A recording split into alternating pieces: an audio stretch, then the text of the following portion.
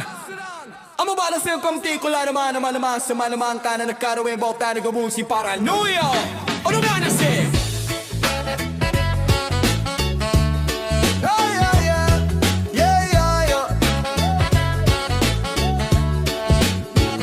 Hindi ako kamote sa kalsada, buhay ang karga ko di lang makina. Kung ako'y nagmamadali, may dahilan sa likod ng sirena. May buhay na lumalaban sa bawat liko, bawat preno. Isang maling galaw, tapos ang kwento. Di ito karera, di ito yabang. Trabaho ko'y iligtas ang may hawak pang hininga. Ako'y ambulance driver, buhay ang nakataya. Sa akin nakasalalay ang sakay ko sa likod niya. Kaya kung marinig nyo ang tunog ng sirena, sana matuto tayong magbigay daan na.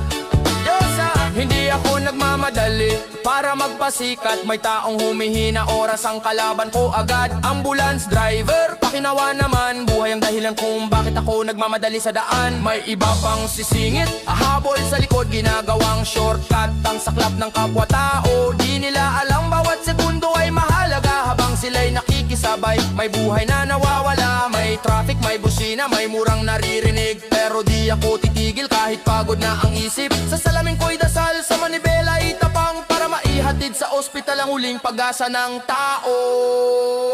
Ako'y ambulance driver, buhay ang nakataya.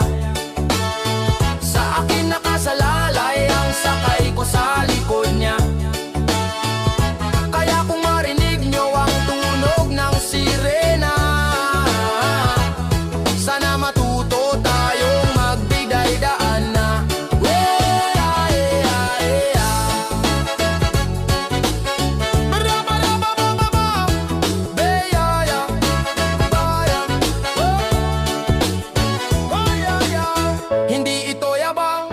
Hindi ito trip, serbisyo ito sa oras ng pinakasakit. Ambulance driver, pakiunawa naman. Bawat segundo'y buhay sa lansangan. Di nyo man kilala ang sakay ko sa loob. Pamilya siya ng taong nagdarasal sa Diyos. Isipin nyo na lang kung kayo ang nandyan. Gusto nyo bang maunahan ang ego sa daan? Ako'y ambulance driver, di ako kamote.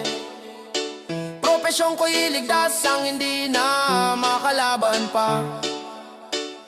Kung marinig nyo ang sirena sa gitna ng daan, igalang nyo ang tawag ng buhay, magbigay daan.